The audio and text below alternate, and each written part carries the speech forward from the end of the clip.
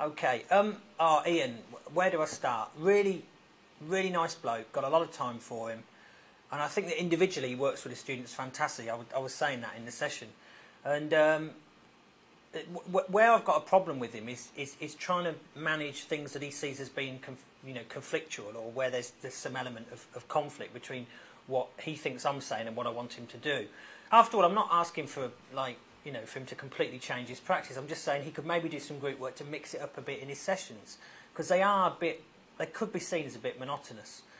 But I got the sense in the mentoring session we just had that he was like thinking I was going to be jumping on him and heading for more conflict than he thought. So he was sort of backing away. I guess at the end I did put my point across. It was harder work than I thought maybe, but I got my point across, and he has agreed to actually talk to his group about whether they want to do group work. Because to be honest, I think if he asks them, they're going to be ready to have a go at it. I'm sure they'll at least try it.